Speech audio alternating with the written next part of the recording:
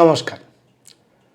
আজকে স্বাস্থ্য সমৃদ্ধি চ্যানেলে আমি শ্বাসক্রিয়ার এমন একটা সহজ বিষয় নিয়ে আপনাদের সঙ্গে আলোচনা করব, যে বিষয়টা বলতে পারেন কল্পতরুর মতো। শ্বাসই কিন্তু কল্পতরু। কল্পতরু অর্থাৎ এমন একটা গাছ, তরু অর্থাৎ গাছ, এমন একটা গাছ যে গাছের কাছে আপনি যা কল্পনা করবেন তাই পাবেন। এটা আমরা পৌরাণিক গল্পে পড়েছিলাম। কিন্তু আজকে আমি বলবো যে শ্বাসকেই আমরা কল্পতরুর মতো ব্যবহার করতে পারি। শুনতে অবাক লাগতে পারে। এটাকে আমি নিজের ওপরে দুটো বিষয়ের ওপর প্রয়োগ করেছি এবং প্রয়োগ করে মিরাকল রেজাল্ট পেয়েছি। তাই এটা আমার নিজের অভিজ্ঞতা। অতএব যেসব দর্শক শ্বাসকে কন্ট্রোল করে, অর্থাৎ প্রাণায়াম, এবং প্রাণায়াম তো অনেক রকম আছে, অনেক সময় লাগে, অনেক সময় দিতে হয়, অনেক নিয়ম কানুন আছে। কিন্তু প্রাণায়াম ছেড়ে আমরা যদি কথাটা বলি শ্বাস, তাহলে শ্বাস তো আমরা প্রত্যেকে নিই, শ্বাস নিই এবং শ্বাস ছাড়ি। এই শ্বাস নেওয়া আর শ্বাস ছাড়ার এই ক্রিয়াটাকে কাজে লাগিয়ে আমরা অসম্ভবকে সম্ভব করতে পারি। শুনতে অবাক লাগছে, পুরো ভিডিওটার সঙ্গে থাকুন। এইরকম মজার মজার টিপস পেতে চ্যানেলটিকে সাবস্ক্রাইব করে রাখুন। বহুত তথ্য যা ইউটিউবে এর আগে আপনি শোনেননি। আচ্ছা, আমরা তো জেনেছি সমস্ত রোগের মূল পেট। ডাইজেশন যদি ঠিক থাকে, লোহা খেলেও হজম হয়, আর সেই হজম করতে লাগে জঠর অগ্নি। তাহলে সমস্ত রোগের মূল যদি পেট হয়, এটা আয়ুর্বেদও বলেছে, আধুনিক বিজ্ঞানও বলছে। তাহলে পেটকে ঠিক করলে যদি সমস্ত রোগকে ঠিক করা যায়, তাহলে পেটকে ঠিক করার সহজ একটা সূত্র আজকে আমি আলোচনা করব। আর এক ধাপে বলবো না, এর পরের ধাপ অর্থাৎ পার্ট টুতে আমি বলবো ঘুম। আমি দেখেছি ঘুম নিয়ে মানুষের একটা মারাত্মক চাহিদা আছে। মানুষের এখন ঘুমের খুব ক্রাইসিস। আমার একটা ভিডিও আপলোড হয়েছিল, এক ঘুমে রাত খাবার। সেটা এতটাই ভাইরাল হয়েছে, আপনারা গিয়ে শুধু দেখবেন সেই ভিডিওটাতে, যে বহু লোক মানে কি বলবো, প্রায় 30 লাখের ওপর লোক ওই ভিডিওটি দেখেছেন। তাহলে ভিডিওটা থেকে এটুকু বোঝা গেল যে মানুষের ঘুমের খুব চাহিদা আছে। তা আমি পার্ট টুতে বলবো যে এই শ্বাসকে কাজে লাগিয়ে ঘুম কিভাবে কন্ট্রোল করা যায়। তাহলে চলুন আজকে বলি আমাদের হজম শক্তি কিভাবে আমরা নিয়ন্ত্রণ করতে পারি, এবং নিজের মুঠোর মধ্যে নিজের হজম শক্তি। আর হজম শক্তিকে যদি আমরা বাড়িয়ে তুলতে পারি, তাহলে সমস্ত রোগের মূল মন্ত্র তো ওখানেই না। তাহলে constipation, IBS, indigestion, joint pain, auto immune disease, cancer, blood pressure, sugar, সমস্ত রোগের মূলে কিন্তু ইনডাইজেশন, গ্যাস, অ্যাসিডিটি, ব্লোটিং, এটাকে কিন্তু খুব সহজে মেটানো যায়। আমি আজকে এই শ্বাসের যে ক্রিয়াটি নিয়ে কথা বলবো, এটা আমি উদ্ধার করেছি একটা অতি প্রাচীন বই থেকে। বইটার নাম হচ্ছে শিব স্বরদয়। স্বরবিজ্ঞান বা শ্বাসের যোগশাস্ত্রের এটি প্রাচীন তন্ত্রগ্রন্থ, বা অতি প্রাচীন বা সবচেয়ে প্রাচীন বলতে পারেন। মহর্ষি পতঞ্জলি এই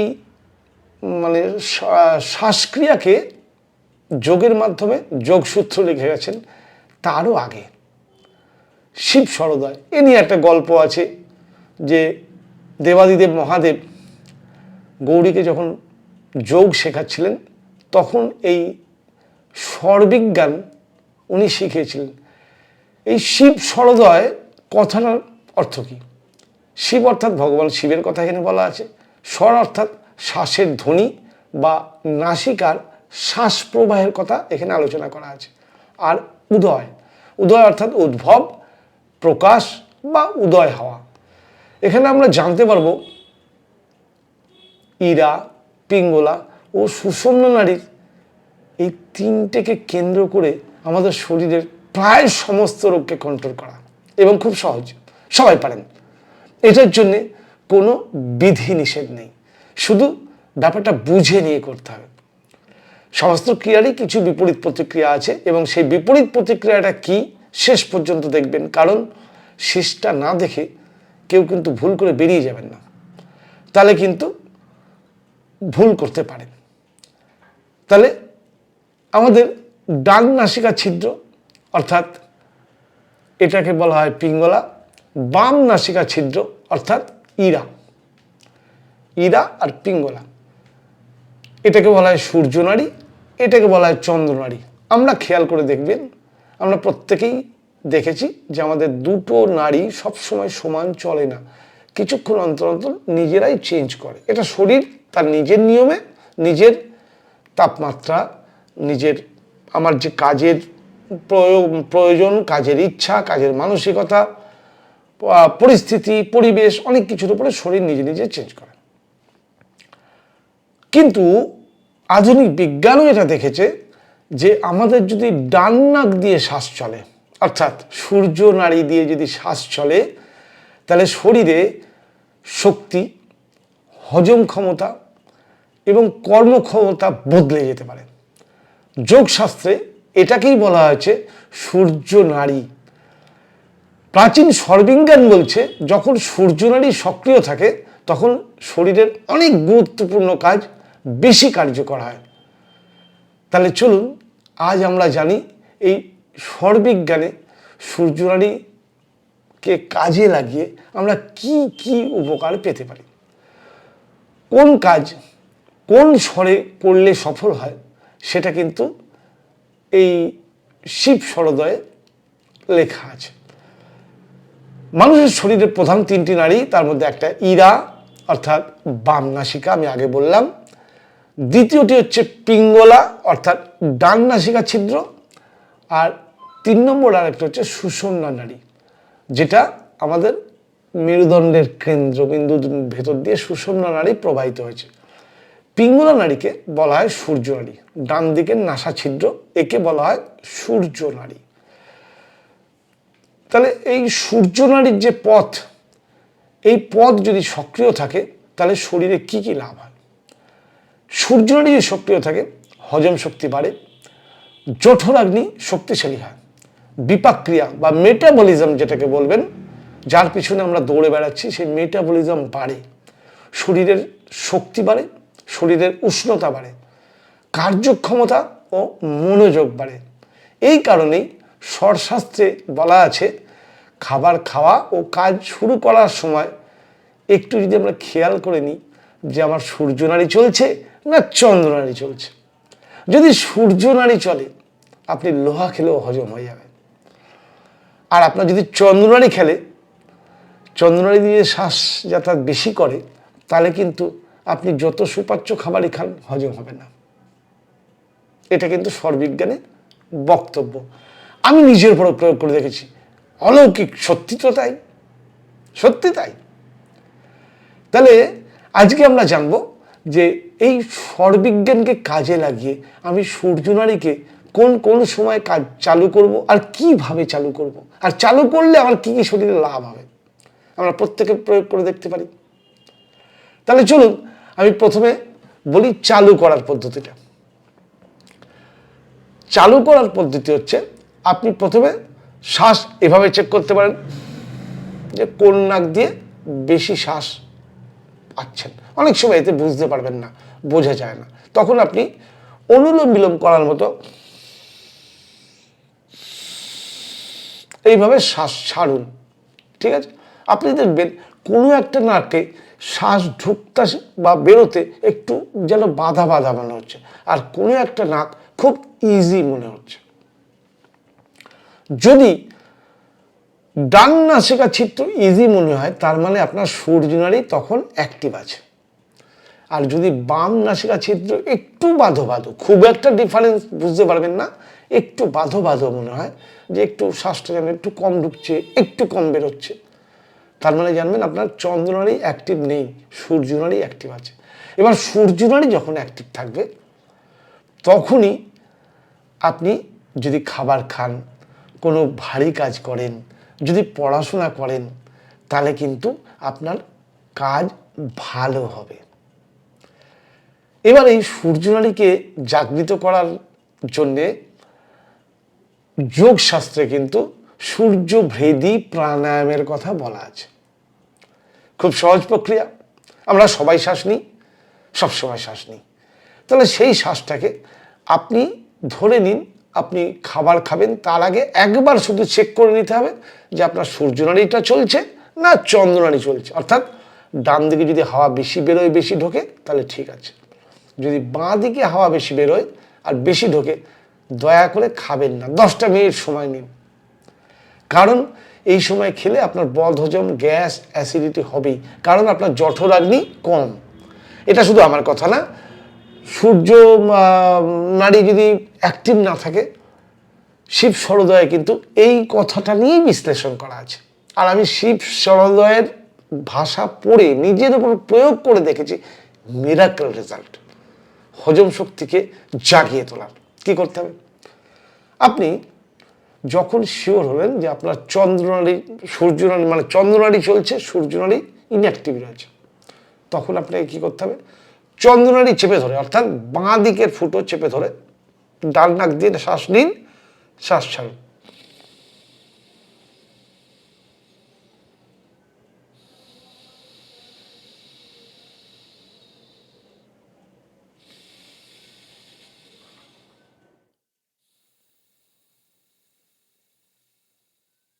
সময়ের দিকে খেয়াল রেখে আমি দুবার করলাম, এভাবে লাগাতার 5 মিনিট করুন।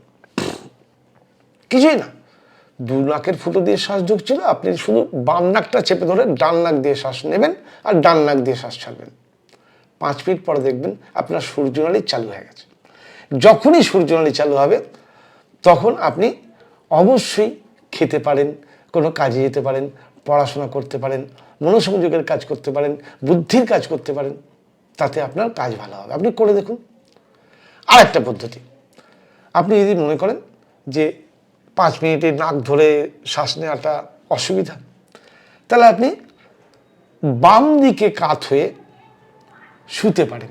বাম দিকে কাত হয়ে, অর্থাৎ বাম সাইডে কাত হয়ে যদি শুয়ে পড়েন, তাহলে কিন্তু সূর্যনাড়ি অটোমেটিক চালু হয়ে যায়। বুঝতে পারলেন নিশ্চয়ই? তাহলে এই জন্য তো বিজ্ঞান বলেছে বাম কাতে শুলে হজম ভালো হয়। কারণ কি? সূর্যনাড়ি চালু হলে আপনার শরীরের জঠরাগ্নি বাড়তে শুরু করবে, আপনার শরীরের তাপ বাড়তে শুরু করবে, উত্তেজনা বাড়তে শুরু করবে, মেটাবলিজম ঠিক হতে শুরু করবে এবং আপনার সিস্টেম ঠিক হবে। এই জন্য সূর্যনাড়ি চালু করতে গেলে বাম কাতে শুলে হজম ভালো হয়। আপনার খাওয়ার আগে যদি দেখেন যে সূর্যনাড়ি অ্যাক্টিভ নেই, কিছুক্ষণ 5-7 মিনিট বাম কাতে শুয়ে থাকলে সূর্যনাড়ি অ্যাক্টিভ হয়ে যাবে। আর একটা পদ্ধতি আছে সূর্যনাড়িকে চালু করা, সেটা হচ্ছে আপনি যদি কোনো 10-15 মিনিট জগিং করেন, ব্রিস্ক ওয়াকিং করেন, বা কোনো আসন মানে এমন কিছু করুন যাতে ঘাম বেরিয়ে যায়, দেখবেন সূর্যনাড়ি চালু হয়ে গেছে। কারণ সূর্যনাড়ি চালু না হলে তো আপনি ওইগুলো করতে পারবেন না। শরীর তার নিজের প্রয়োজনে সূর্যনাড়ি চালু করে নেবে, কারণ সূর্যনাড়ি চালু হলে তবেই তো আপনার শরীরে উত্তেজনা এবং শক্তি বাড়বে। আর শক্তির ঘাটতি আছে, আপনি যদি জোর করে শক্তির কাজ করতে যান, ইন্টেলিজেন্সি সে সূর্যনাড়িকে চালু করে দেবে। আর সূর্যনাড়ি যেই চালু হয়ে গেল, আপনার শরীরে শক্তি ফেরত চলে এলো। আর যেই শক্তি ফেরত চলে এলো, এবার আপনি খাওয়া দাওয়া করতে পারেন, এবার আপনি শক্তির প্রয়োজনীয় কাজগুলো করতে পারেন। আধুনিক বিজ্ঞানের এই ব্যাপারে কিছু সম্ভাব্য ব্যাখ্যা আছে, যে ব্যাখ্যাগুলো আমি এখানে একটুখানি তুলে ধরবো।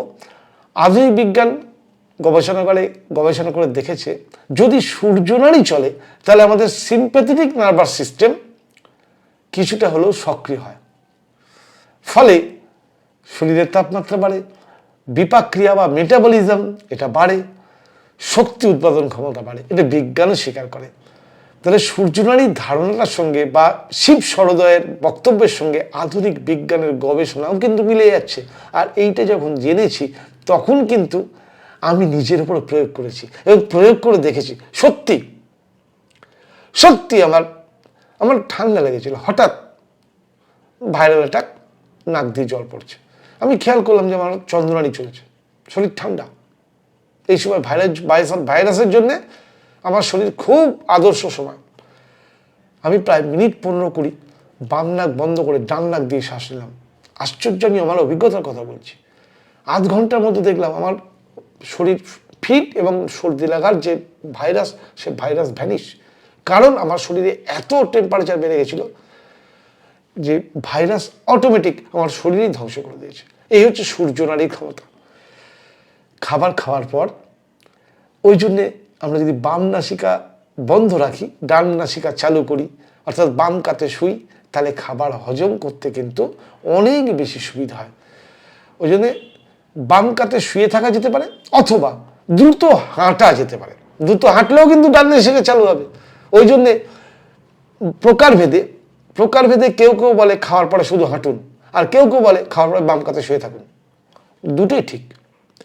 দুটোই ঠিক হজম ক্ষমতা বাড়ানোর জন্যে। তাহলে এগুলো করলেই কিন্তু আপনার ডান নাসিকা চালু হবে, অর্থাৎ সূর্যনাড়ি চালু হবে। সূর্যনাড়ি চালু হলে এই সিস্টেমগুলো অটোমেটিক চলবে। ওই জন্যই তো ঋষিমুনিরা সূর্য বেদন প্রাণায়ামের কথা বলে গেছেন। আবার বলি, এই প্রাণায়াম খুব সোজা। এটা ধরে নিন না শ্বাসক্রিয়া।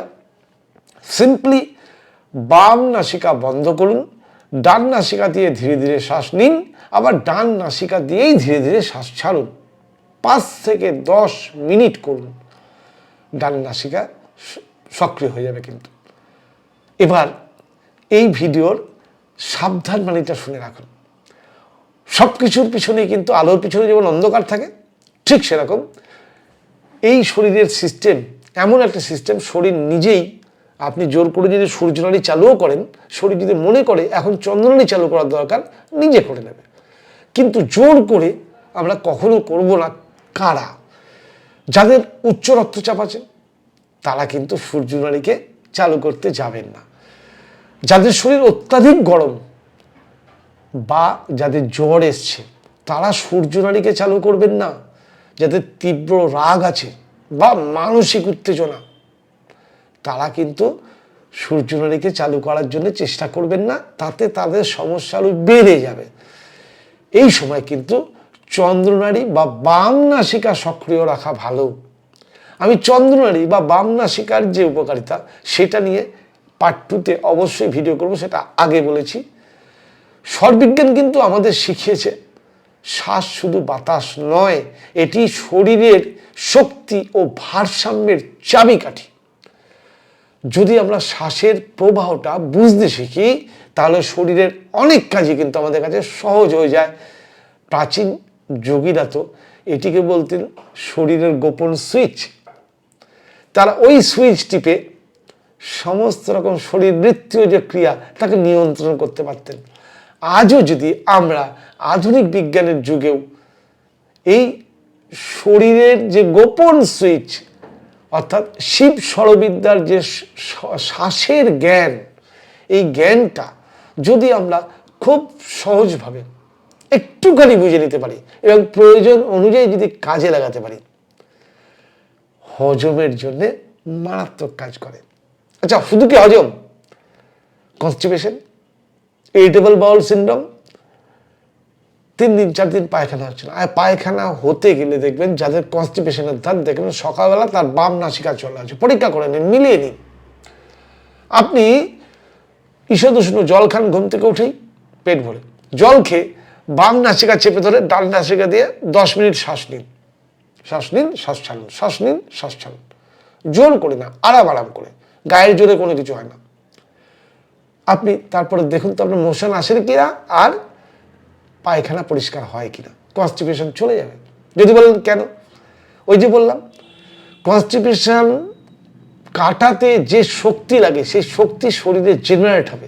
শক্তি জেনারেট হলেই সেই অদৃশ্য শক্তিই তো আপনাকে পারে। সেই অদৃশ্য শক্তি কমে গেছে বলেই আপনার কনস্টিপেশন। সেই অদৃশ্য শক্তি থেকে বাড়াতে পারলে আপনার কনস্টিপেশন কেটে যাবে। তাহলে এই ব্যাপারগুলো যদি আমরা বুঝে নিই তবে শ্বাসকে কেন্দ্র করেই কিন্তু আমরা প্রায় সমস্ত রোগের সমাধান করতেই পারি। নমস্কার, কেমন লাগলো জানাতে ভুলবেন না। যদি মনে হয় যে ভিডিওটা আপনার কাজে লেগে গেছে, তাহলে অবশ্যই শেয়ার করে আপনার আত্মীয় স্বজন, বন্ধু বান্ধব সবাইকে পাঠান। সহজ তো, কিছুই তো সময় আপনার ব্যয় হবে না।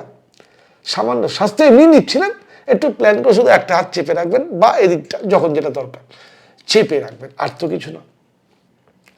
করে দেখুন না কি উপকার পান, জানাবেন কিন্তু কমেন্ট করে। ধন্যবাদ।